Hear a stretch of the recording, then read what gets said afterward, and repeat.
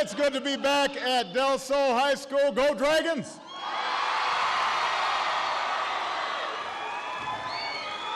Let me just say that whenever I fly to Vegas on Air Force One, the plane's a little more crowded. For some reason, folks want to come to Vegas.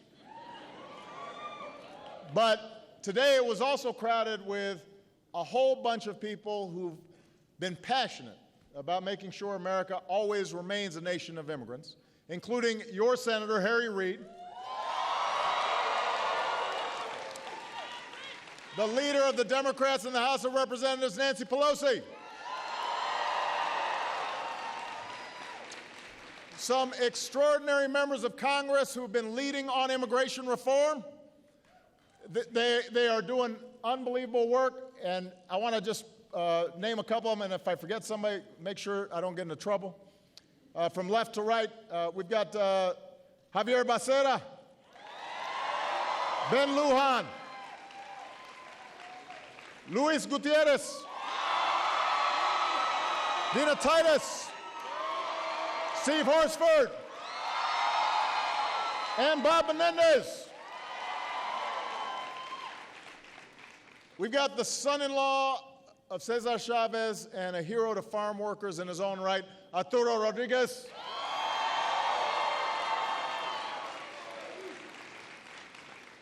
And I just want to,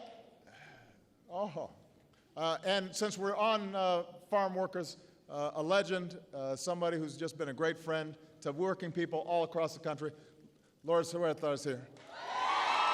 Good to see you. Love you. You know, I'm so inspired by the introduction by Astrid. Now, last night I spoke directly to the American people about immigration, and you heard me talk about Astrid.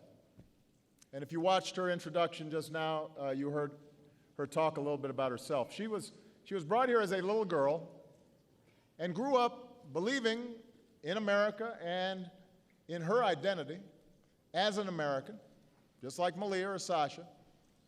And then as she grew up, she found out that she was undocumented, which meant she couldn't do all the things her friends could do.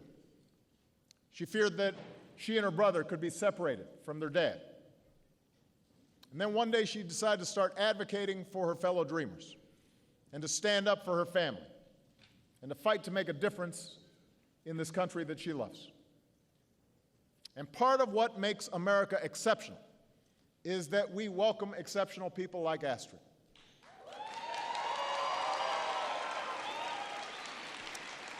It makes us stronger. It makes us vibrant and dynamic. It makes us hopeful. We are a nation of immigrants, and that means that we're constantly being replenished with strivers who believe in the American dream, and it gives us a tremendous advantage over other nations. It makes us entrepreneurial. It continues the promise that here in America, you can make it if you try. Regardless of where you come from, regardless of the circumstances of your birth. Now, our immigration system has been broken for a very long time, and everybody knows it. As Americans, we believe in fairness, the idea that if we work hard and play by the rules, we can get ahead. But too often, the immigration system feels fundamentally unfair. You've got families who try to come here the right way, but sometimes get separated or stuck in line for years. You've got business owners who are doing the right thing by their workers, offering good wages and benefits, and then you've got companies that are ignoring minimum wage laws or overtime laws, taking advantage of undocumented immigrants, and as a consequence, undercutting the employers who are doing the right thing. All of us take offense to the idea that anybody can reap the rewards of living in America without its responsibilities. And folks like Astrid and Astrid's parents, who desperately want to make amends, embrace the responsibilities of living here, they're forced to either live in the shadows or risk having their families torn apart. We've known about this for years, and we've known we can do better. And for years, we haven't done much about it. Well, today we're doing something about it.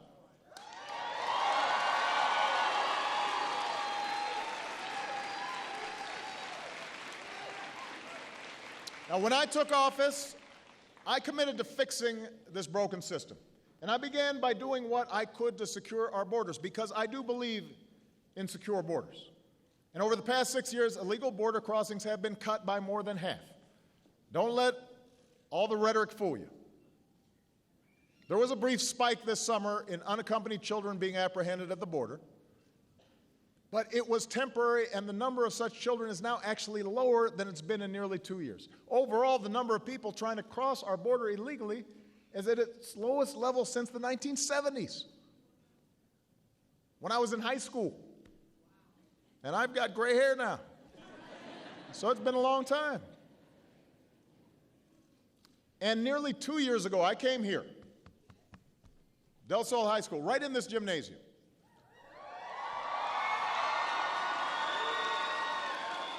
And I said that the time had come for Congress to fix our broken immigration system.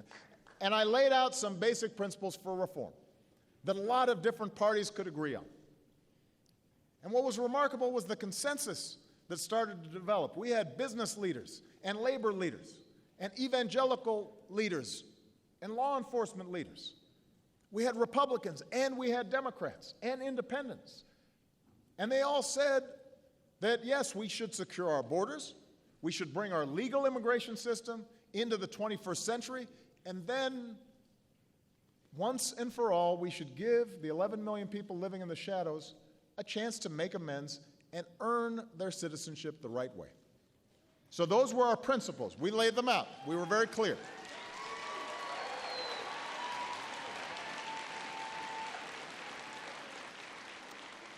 And after I laid out those principles, we then went to work with Congress. And we started in the Senate.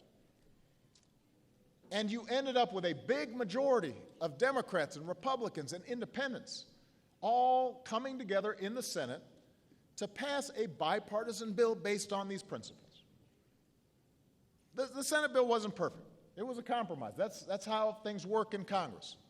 That's how things work in a democracy. Not everybody was satisfied with every provision, but it was a good, solid, common-sense bill that would have made our immigration system a lot better.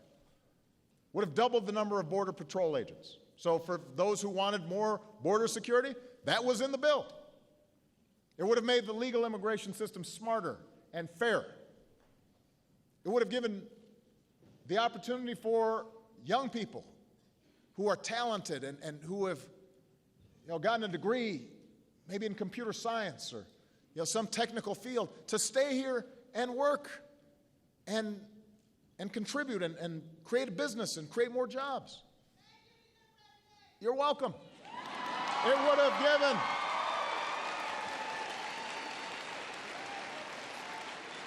and it would have given millions of people that chance to get right with the law. But it wasn't just a gift. They would have had to pay a fine. They would have had to learn English. They would have had to get to the back of the line. They would have had to pay back taxes. It was a sensible bill. And all these members of Congress, they worked on it and were supportive of it. And independent experts, not me, people who analyze the economy for a living, they said that over 2 decades, the new law would grow our economy, shrink our deficits. In other words, it would help to solve some big problems in a bipartisan way. And nobody was happier than me. And when it passed the Senate, we said, all right, let's send it over to the House. We've got the votes in the House. We've got Democrats and Republicans who were prepared to vote for it in the House.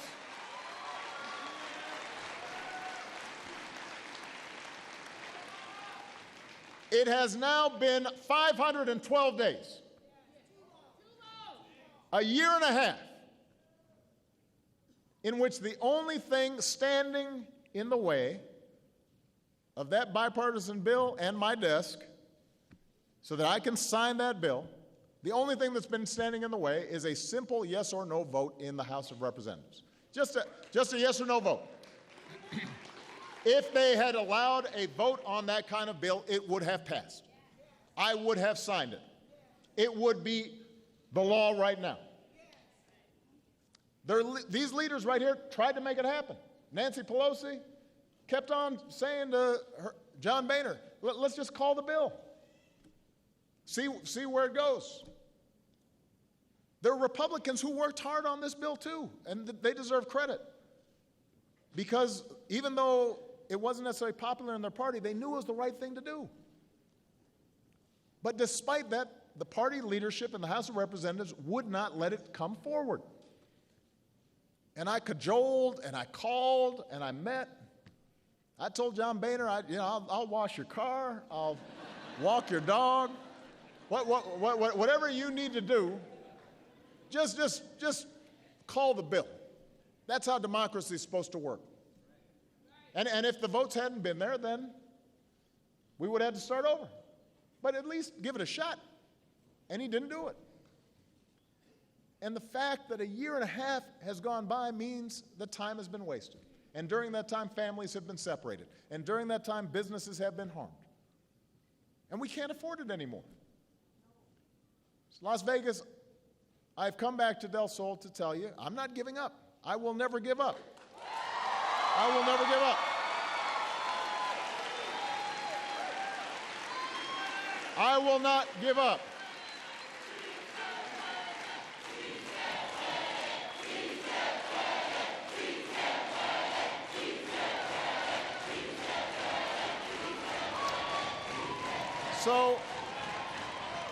So we're not giving up. We're going to keep on working with members of Congress to make permanent reform a reality.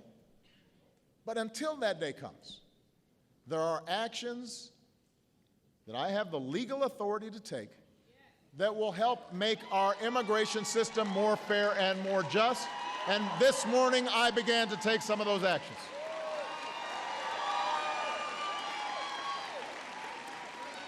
So I talked about what I could do based on talking to all the legal experts, talking to the Office of Legal Counsel. And not everything that we want to do, we can do. But they told me what we could do. And I wasn't going to sit idly by and not do at least what I was authorized to do. So first, we're providing more resources to law enforcement so they can stem the flow of illegal crossings at our border and speed up the return of those who do cross over. I want to repeat that. Border security is important. Second, we're making it easier for high-skilled immigrants, graduates, entrepreneurs to stay and contribute to our economy. Third, we're going to take steps to deal responsibly with millions of undocumented immigrants who are already here. As I did last night, I want to spend some extra time talking about the third step, because this is the one that brings up the strongest passions on both sides. The truth is, undocumented workers broke our immigration laws. They didn't follow the rules in terms of how they were supposed to come. And I believe they should be held accountable. And some have proven to break other laws. Some are dangerous. That's why over the past 6 years, deportations of criminals are up 80%. And that's why we'll keep focusing enforcement resources on actual threats to our security. But that means felons, not families. That means criminals, not children. It means gang members, not moms who are trying to put food on the table for their kids. So essentially what we're doing is what law enforcement does every day. We've got limited resources, and so we're going to prioritize who are the folks who should be subject to removal, and that means that we've got to make sure that we've got clear rules in terms of how we're enforcing the law. But even as we focus on deporting criminals, the fact is millions of immigrants, they live here. And many of them have been here a very long time. And they're found in every state. And they're of every race and every nationality. I know a lot of people focus on the Latino community. But the truth is that they're not just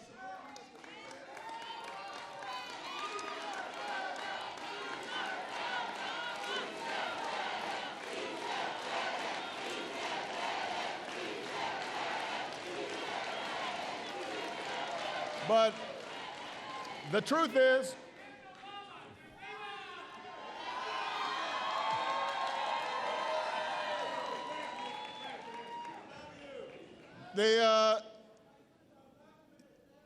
that's right. Not everybody will qualify under this provision. That's the truth.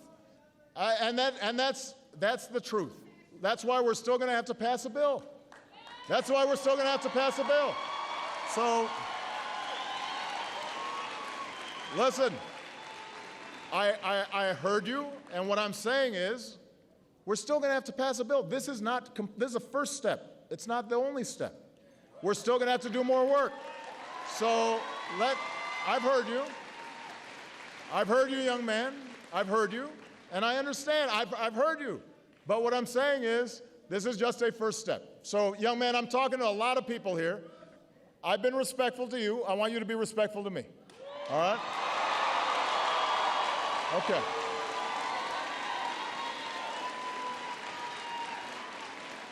Now, understand that not everybody who comes here is Latino.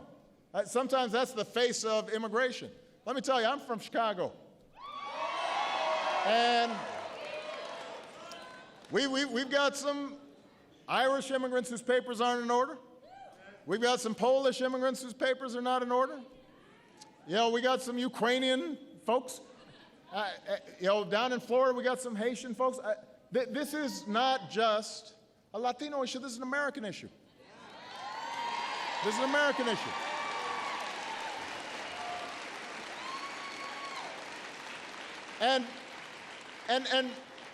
And what we have to do is be honest that tracking down, rounding up, and deporting millions of people is not realistic. That's not who we are. Most undocumented immigrants are good, decent people. They have been here for a long time.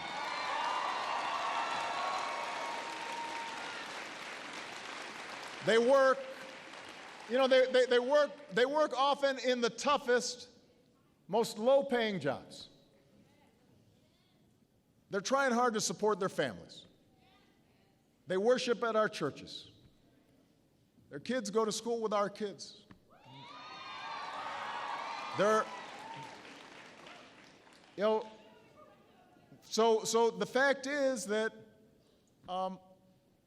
even Republicans who say that they don't want to pass this bill that was passed by these legislators, they're not serious about trying to deport 10, 11 million people. That's all rhetoric. Now, what we do expect is the people who are here play by the rules. You shouldn't get rewarded for cutting in line. So we've offered the following deal. If you've been in America for more than 5 years, if you have children who are American citizens or legal residents, if you register, you pass a background check, you are willing to pay your fair share of taxes, then you're going to be able to apply to stay in this country temporarily without fear of deportation. You can come out of the shadows, get right with the law. Now, let's be clear on what this deal is and what it isn't. This action doesn't apply to anybody who's come to this country recently. You can't show up for a week and then suddenly apply. You can't, because borders mean something. It doesn't apply to anybody who might come illegally in the future. While I support a path to citizenship, and so do all these legislators here, this action doesn't grant citizenship or the right to stay permanently or receive the same benefits that citizens receive. Only Congress can do that.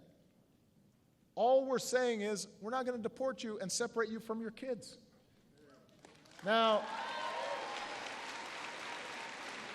if you've taken responsibility, you've registered, undergone a background check, you're paying taxes, you've been here for 5 years, you've got roots in the community, you're not going to be deported.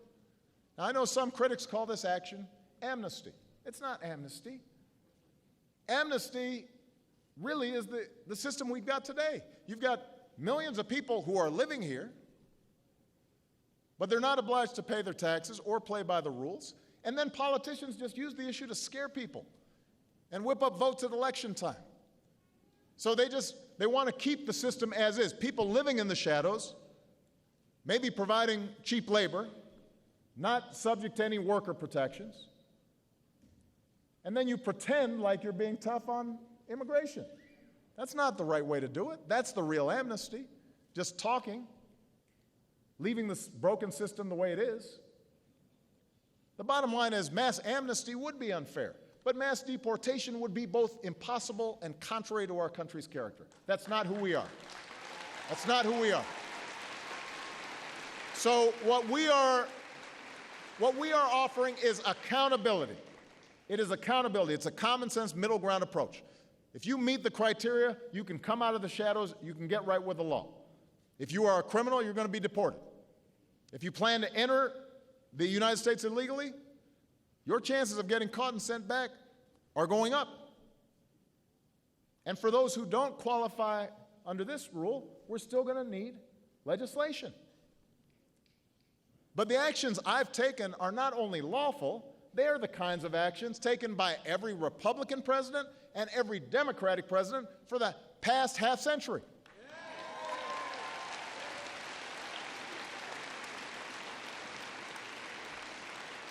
Ronald Reagan took action to keep families together. The first President Bush took action to shield about 40% of undocumented immigrants at the time. This isn't something I'm doing as if it's never been done. This kind of thing has been done before. So when members of Congress question my authority to make our immigration system work better, I have a simple answer. Pass a bill. Pass a bill. Pass a bill. Nobody is stopping them from passing a bill.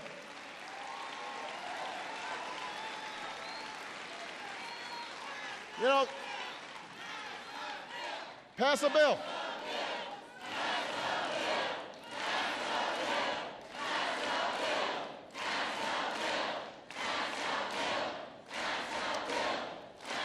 You know, I mean, I got to admit these days, you know, I don't always listen to all the commentary, but I understand that some of them are already saying that my actions sabotage their ability to pass a bill and make immigration work better. Why? Why? I didn't dissolve Parliament. That's not how our system works.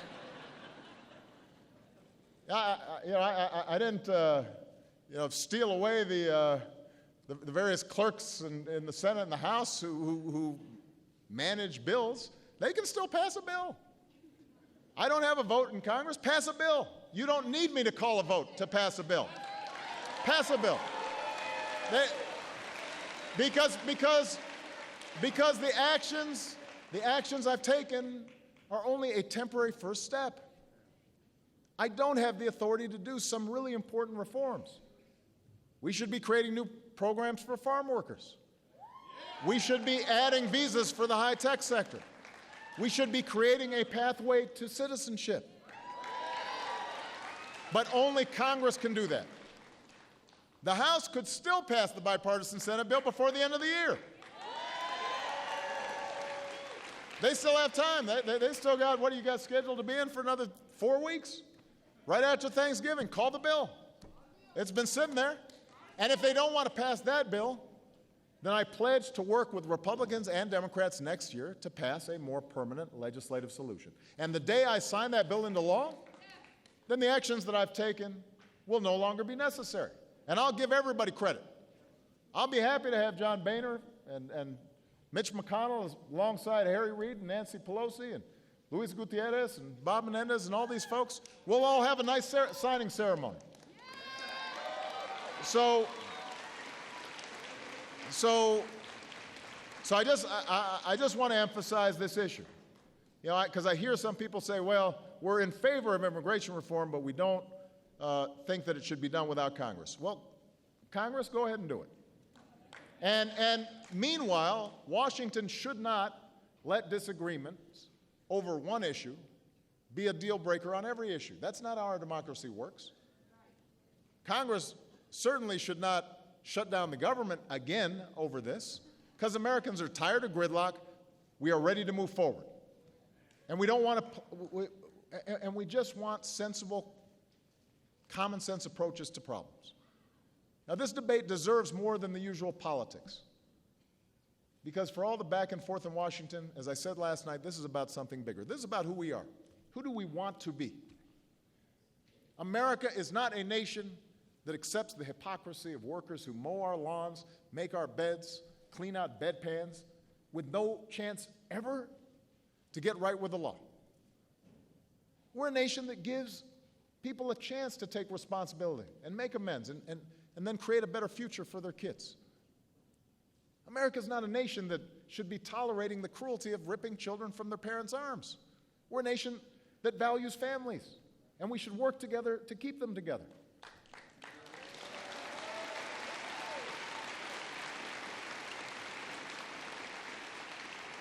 America attracts talent from all around the world. We educate the world's young people in our universities. And then we just send them home, even if they're wanting to start a business or they've got some specialized skill, we just send them home and then they compete against us. We should be encouraging the best and the brightest to study here and stay here and invest here and create jobs here and businesses here and industries here. You look at Silicon Valley, 30–40% of the companies that we now take for granted that have changed our lives, they were started by immigrants. So that's what this issue is all about.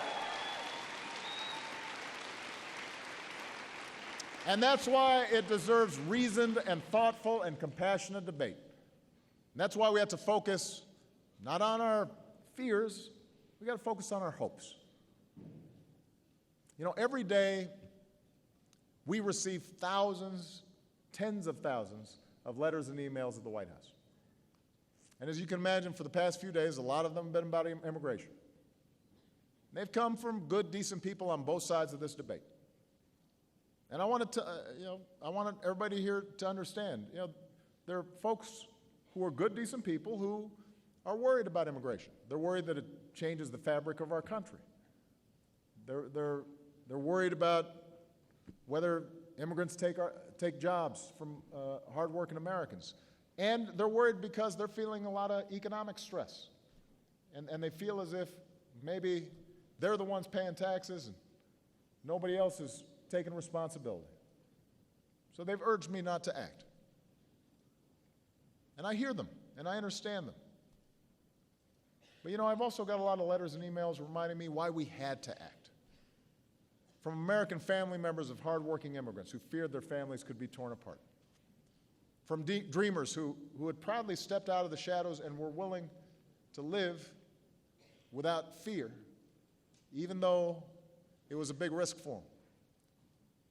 From Republicans who don't agree with me on anything but are tired of their party refusing to vote on reform. One Republican who wrote me said this. He said he supported my decision, and he said, and I'm quoting, "I believe that a human being created in the very image of Almighty God is the greatest resource that we have in this country."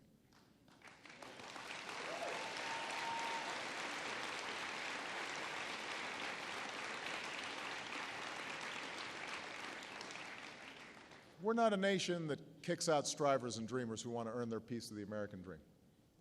We're a nation that finds a way to welcome them. We make them earn it, but we welcome them in as fellow human beings, fellow children of God, and we harness their talents to make the future brighter for everybody. We didn't raise the Statue of Liberty with her back to the world. We did it with her light shining as a beacon to the world. And whether we were Irish or Italians or Germans crossing the Atlantic, or Japanese or Chinese crossing the Pacific, whether we crossed the Rio Grande or flew here from all over the world, generations of immigrants have made this country into what it is. It's what makes us special. And whether we fled famine or war or persecution, whether we had the right documents or connections or skills, whether we were wealthy or poor, we all shared one thing, and that was hope that America would be the place where we could finally build a better life for ourselves and for our children and for future generations. Hope that America is the place where we could make it. That's what makes us Americans. It's not what we look like. It's not what our last name is. It's not where we come from. It's not how we pray. What makes us American is a shared commitment to an ideal that all of us are created equal. All of us have a chance to make our lives what we will. For generations, America by choice and Americans by birth have come together to renew that common creed and move this country forward that brought us to this moment.